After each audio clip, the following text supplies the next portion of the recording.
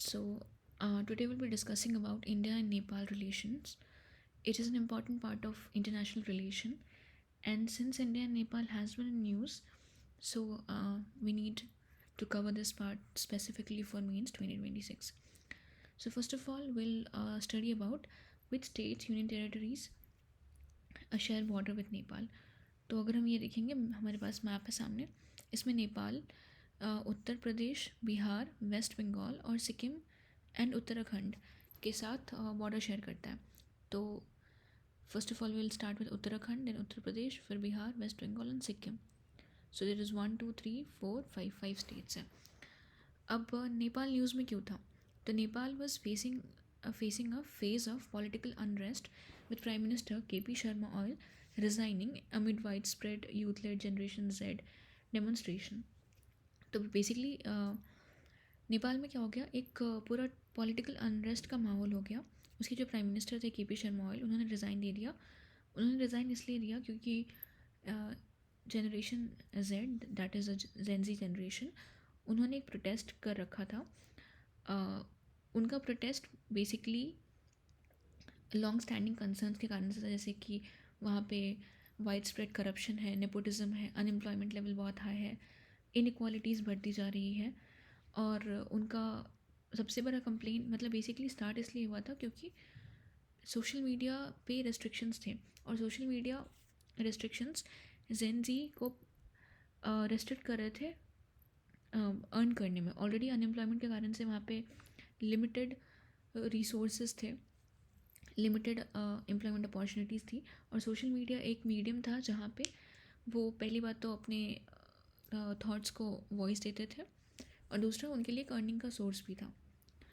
तो फिर क्या हुआ, the situation grew more volatile after police firing in Kathmandu resulted in casualties. मतलब बेसिकली केपी शर्मा ऑयल ने सिचुएशन को कंट्रोल करने के लिए पुलिस को फायर करने के लिए बोल दिया. वहाँ पे पुलिस फायरिंग में कुछ लोगों की जान चली गई है, जिसके कारण से पॉलिटिकल अनरेस्ट बहुत ज़्यादा हो गया. इतने ही ज़्यादा प्रोटेस्ट होने शुरू हो गए कि केपी शर्मा ऑयल को रिज़ाइन देना पड़ा. अब हम पहले जानेंगे historical and cultural connection between India and Nepal. पहला तो एपिक टाइज, मतलब कि अपने सबने रामायण की स्टोरी सुनी होगी, जहाँ पे लॉर्ड रामा, जो कि इंडिया से अयोध्या से है, उन्होंने गॉडेस सीता, जो कि जनकपुर नेपाल से है, उनसे शादी की. तो बेसिकली एपिक टेल्स में भी इंडिया और नेपाल के रिलेशंस को पोर्ट्रे किया गया है. फिर वहाँ पे फिर आती है एंशियंट रिपब्लिक्स. तो 6th सेंचुरी BC में 2 रिपब्लिक्स थी, जो कि मगधा और शाक्य रिपब्लिक्स हैं. दोनों के जो मतलब टेरिटोरियल एक्सटेंशंस थे वो इंडिया नेपाल बॉर्डर के पास तक थे. इवन नेपाल में भी उनके कुछ पार्ट्स थे. फिर हमारा नेक्स्ट इम्पॉर्टेंट चीज़ आता है कि प्रिंस सिद्धार्थ, जो कि गौतम बुद्ध थे, उनका जन्म लुम्बिनी में हुआ था नेपाल में, और उनको निर्वाणा बोध गया में मिला था. तो इससे भी इंडिया नेपाल कनेक्शंस स्टैब्लिश हुए. मतलब हम कल्चरल टाइज शेयर कर रहे हैं. फिर हमारा शेयर्ड फ्रीडम स्ट्रगल में भी था. एक फ्रीडम फाइटर थे केपी भट्टराई, जो कि वाराणसी में उनका जन्म हुआ था. उन्होंने क्विट इंडिया मूवमेंट के टाइम ब्रिटिश के अगेंस्ट भी पार्टिसिपेट किया था, और नेपाल के एंटी राणा मूवमेंट में भी पार्टिसिपेट किया था. अब ये जो नेपाल का एंटी राणा मूवमेंट्स था, इसका की सेंटर था बनारस, जो कि इंडिया में लोकेटेड है. मतलब इंडिया से नेपाल का जो ये राणा एक्टिविज्म चल रहा था, उसको रेगुलेट किया जा रहा था. फिर इंडिया नेपाल के मिलिट्री टाइज भी रह चुके हैं. 1860 में ट्रीटी ऑफ सुगौली था, जो एक अग्रीमेंट था between Gorkha chiefs of Nepal and British Indian government. मतलब ये ट्रीटी ऑफ सुगौली जो 1860 में साइन हुआ था, ये एंग्लो नेपाली वॉर को ख़त्म करने के लिए किया गया था. और इसके बाद से नेपालीज़ का भी रिक्रूटमेंट होने लग गया था इंडियन आर्मी में, जो कि उस समय ब्रिटिश आर्मी थी. फिर treaty of peace and friendship 1950 में साइन किया गया था, जिसमें क्या हुआ था कि इंडियन सिटीजन्स को नेपाल में और नेपाली सिटीजन्स को इंडिया में नेशनल ट्रीटमेंट मिलेगी. उनके इकोनॉमिक पार्टिसिपेशन को इंकरेज किया जाएगा. वो प्रॉपर्टी खरीद पाएंगे, ओनरशिप कर पाएंगे, वो ट्रेड कर पाएंगे यहाँ पे, वो यहाँ पे रह सकते हैं, या इस कंट्री से दूसरे कंट्री में मूव कर सकते हैं. मतलब इंडिया नेपाल के बीच क्रॉस बॉर्डर मूवमेंट कर सकते हैं. तो अगर हम वापस से देखिए हिस्टोरिकल एंड कल्चरल कनेक्शंस, क्या था इंडिया में? पहला चीज़ था एपिक टाइज, जो कि रामायण के लॉर्ड रामा और सीता, जो कि जनकपुरी नेपाल की थी. एंशियंट रिपब्लिक था, जो कि शाक्य और मगधा स्पैन कर रहा था वो दोनों साइड, मतलब इंडिया नेपाल बॉर्डर के पास. Then we have prince Siddhartha जो कि लुम्बिनी में इसका जन्म हुआ था और उनको निर्वाण बोधगया में प्राप्त हुआ था। We have then shared freedom struggle जो कि केपी भतरई है जिनका जन्म वाराणसी में हुआ था और उन्होंने एक्टिवली पार्टिसिपेट किया था क्विट इंडिया मूवमेंट में और एंटी राणा मूवमेंट में। फिर है मिलिट्री टाइज जो कि 1816 में ट्रीटी ऑफ सुगौली था जो कि एंग्लो नेपालीज वॉर को ख़त्म करता है और एक रास्ता खोल देता है नेपालीज के रिक्रूटमेंट के लिए इंडियन आर्मी में, जो कि उस समय का ब्रिटिश आर्मी था। फिर ट्रीटी ऑफ पीस साइन हुआ था 1950 में इंडिया नेपाल में के बीच में, मतलब इंडिया जब इंडिपेंडेंट हो गई तभी ट्रीटी साइन हुई थी। इसके मतलब अंदर ये था कि national treatment to each other citizen in economic participation, property ownership, trade, residence and movement. अब हम मूव करेंगे how does Nepal's political crisis affect India's interest. कैसे इफेक्ट हो रहा है? पहला, security concern. Political instability in Nepal creates gaps in governance which can be exploited by insurgent group, cross border criminal and illicit network. देखो, India और नेपाल का open border है, तो अगर नेपाल में पॉलिटिकल अनरेस्ट हो रहा है तो सिक्योरिटी कंसर्न इंडिया के लिए भी है, क्योंकि वहाँ पे क्या गैप इन गवर्नेंस है हो रहा है। उस गैप इन गवर्नेंस को कौन एक्सप्लॉइट करेगा? Insurgent groups, cross border criminal और इलिसिट नेटवर्क्स।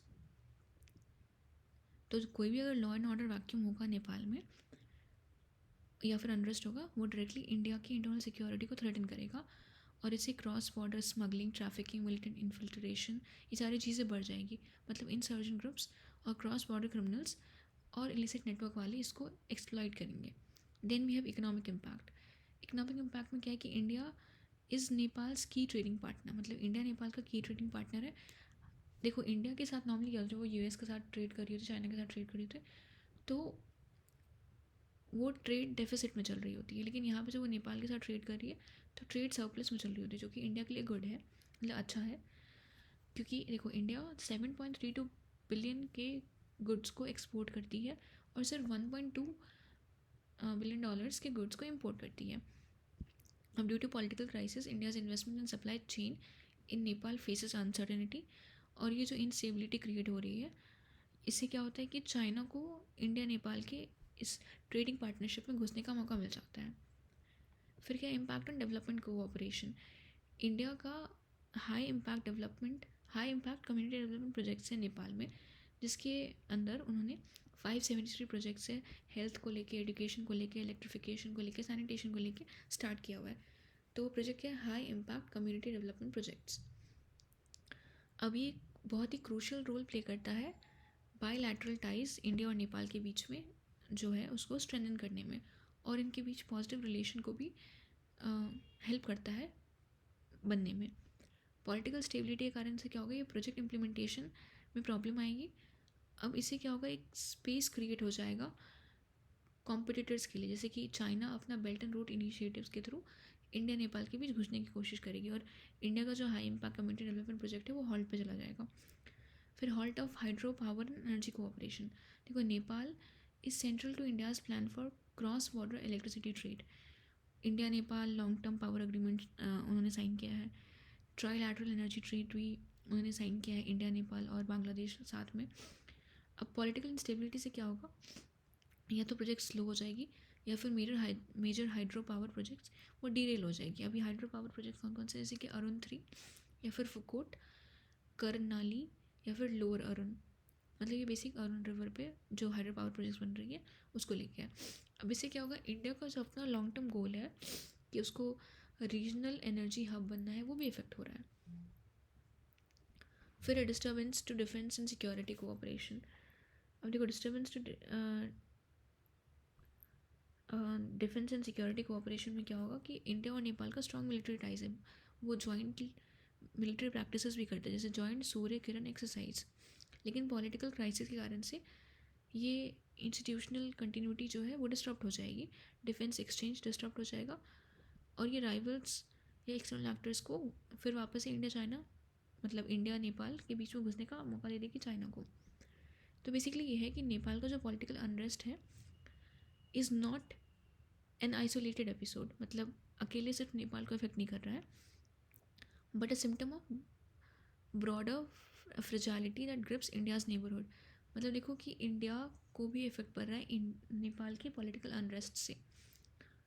वो सिर्फ विद इन बॉर्डर में कन्फाइन नहीं रह रहा, उसका स्पिल जो है, उसका स्पिल ओवर इफेक्ट इंडिया के सिक्योरिटी पे, कनेक्टिविटी पे, ट्रेड पे, रीजनल कोऑपरेशन पे, स्ट्रैटेजिक लेवरेज जो इंडिया यूज़ कर रहा था, उन सब पे पड़ रहा है.